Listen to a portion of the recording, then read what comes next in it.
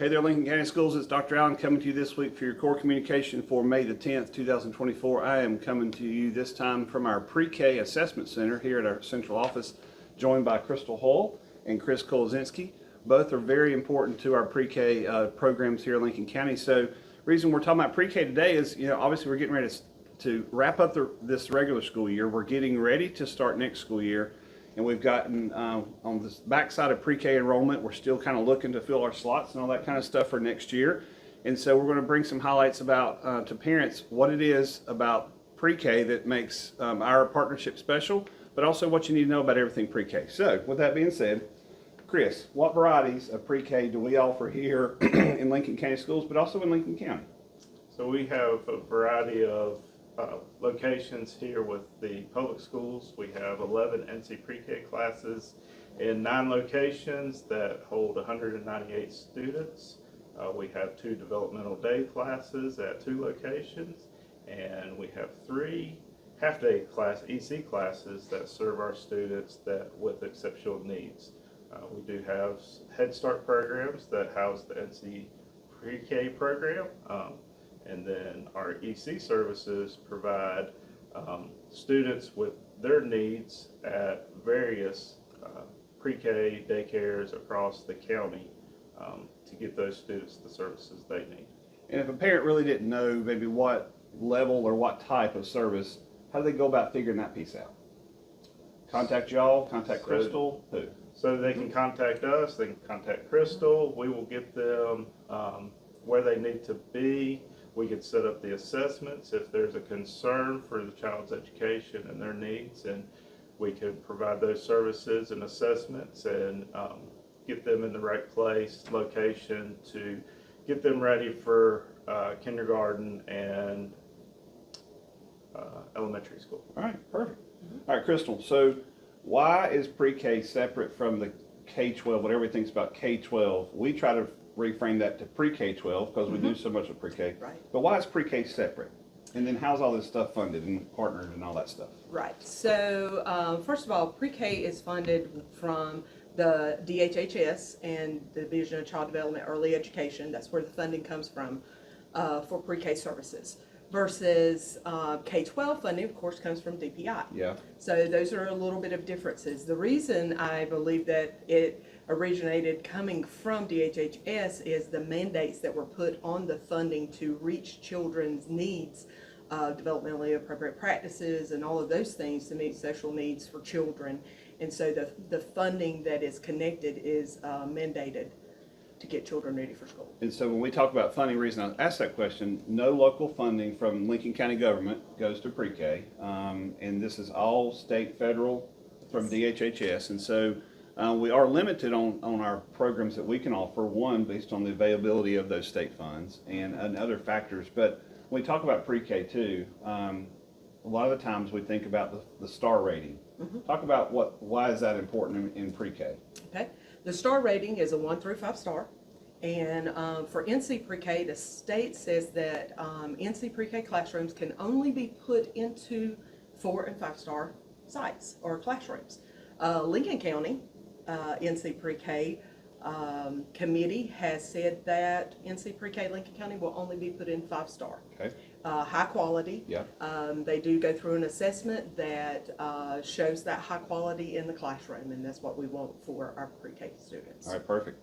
All right, so Chris, in our PreK programs, what would a parent expect to see from a programmatic perspective each day in one of our classrooms? So to start off with the EC programs, we're working with those students on their IEP goals. We do have the full day and the half day programs. So they're working mainly on their goals, but also the social emotional aspect of working with a child, getting them prepared as they grow up and get into the elementary school.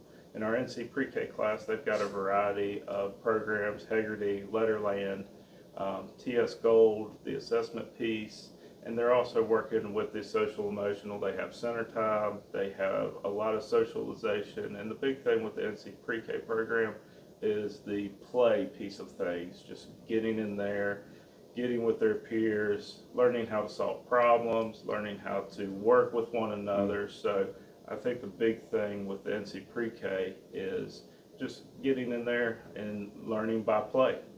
So it sounds a lot like my experience in kindergarten when I was growing up is now the pre-K experience, and kindergarten is now kind of the first grade experience of our youth. And so it's pushed it down to be able to get kids better prepared for school. All right, so Chrystal, how do we bridge, speaking of kindergarten, how do we bridge the readiness with getting ready for this summer, going into pre-K next year, or pre-K kids now going into kindergarten next year? What do we do to help with that bridge? In the NC Pre-K classroom, the teachers, as Chris had mentioned earlier, we use Teaching Strategies Gold as an assessment piece. We also have created curriculum that's a mandated curriculum. But our Teaching Strategies Gold assessment piece, the teacher is throughout the classroom during that play-based time, that play-based learning that's going on. Yeah. The teacher's taking anecdotal notes on the children and working with the children. That is put into the Teaching Strategies Gold portal. And that information is able to be shared with the kindergarten teacher. Okay, so the kindergarten teacher has access to that prior to the child coming into her kindergarten classroom. And she can look at that information to help look at individualized strategies. Goals and strategies, that's good. So, and that's important because, as we said, kindergarten through 12 is our responsibility. Pre-K is outside, so they have a platform to help pre-K teachers get their information to the kindergarten teachers in that transition. All right, so last question. How do they sign up, and how does all that work if I want to get my kid in pre-K in Lincoln County next year? Okay, signing up for pre-K, you can go to the NC Pre-K site at the Lincoln County Schools website, as well as the Partnership for Children's website. It is an online application that you can fill out. Those are ongoing throughout the whole entire year. Good. They do not stop. Once they are signed up, we have had our first round of brigance thus far. We will continue, and that is an educational screening. We will continue with that as you sign your child up. You do need to have documents ready to upload whenever you fill out your application. Once you fill out your application, we will give you a call and let you know what we need and what you need for your next step. And, you know, as you said, rolling enrollment, because there's always a wait list, and that's a good thing. That's a good thing and a bad thing. So we have a wait list because we have a lot of people interested in our pre-K program. We have a wait list because we can't offer any more sites for pre-K programs. But it's one of those things that if kids drop off and they move out of town, then there's always a rolling enrollment to kind of keep our classes full. So I appreciate y'all helping shine a light on pre-K. Parents, it's important that you understand a quality pre-K experience is proven research-based to help your child be more successful, not just in kindergarten, but in their whole K-12 journey, and then even after college or into college or career readiness. So it's important that we highlight the opportunities we have here.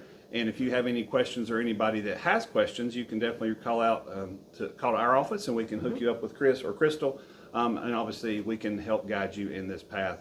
Definitely want to appreciate y'all's insight today with pre-K. Now to our future announcements for this week. This has been a little stormy week that we've had to deal with. Had a little power outage. Union and Northbrook were off this week due to some issues with their power, but I definitely hope everyone was safe this week and sheltered fine from the storm. This has also been Teacher Appreciation Week that we have shown love in extra sorts of ways to all of our teachers and the staff, because this is National Teacher Appreciation Week. We will appreciate all of our teachers every day, but we've definitely gone out of our way this week to make them feel loved and appreciated. Our Board of Education had a work session this week. We've had a lot of great conversation. We have our board meeting next week where we have a lot more recognitions to wrap up the year with our senior spotlights to engage and inspire, but also some highlights of our staff and students. Check that out on our YouTube channel. Purple Star Awards ceremony was Thursday of this week. And that is a ceremony in Raleigh where we have some of our schools that are being recognized to be very friendly to our military in appreciation and working with families in support of our military.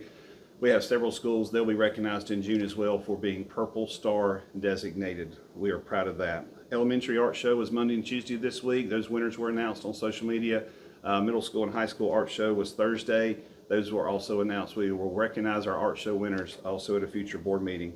And today, our EOGs do start for some of our elementary schools who choose to take this first opportunity on day one of testing window. But good luck to all of our students and our staff as they complete their EOGs today and then into next week. Speaking of next week, we have Young Athletes Day. Chris is a part of that. This is where our pre-K kids get to have fun. It's at Highland Park. It's a good opportunity for our kids to experience more play, more opportunity for not just competition, but cooperation, collaboration, partnership, just succeeding. Check that out at Highland Park next Friday, the 17th. And then also graduations are coming up. Asbury's graduation is on the 23rd at 11:30. West Lincoln's at 7 p.m. and East and North High are at 7:30 p.m. and Lincoln High School is on the 24th at 10 a.m. in the gym. Our last day for students is the 23rd. Students are a full day that day. And summer school starts on June the 10th and runs through June the 28th. We want to say thanks to our IT department, our information technology services guys. They keep us running. And all the storms and everything else, they make sure the alarms work, the internet works, the computers work, all the routers work. So we couldn't do school without them. We would appreciate all the guys and ladies who make IT possible in Lincoln County. Parents, thank you for your attention this week. We only have 9 days of school left for this school year. We appreciate all that you've done to help us teach your children what it means to be safe and kind to others in their actions and their words. Y'all have a fantastic weekend.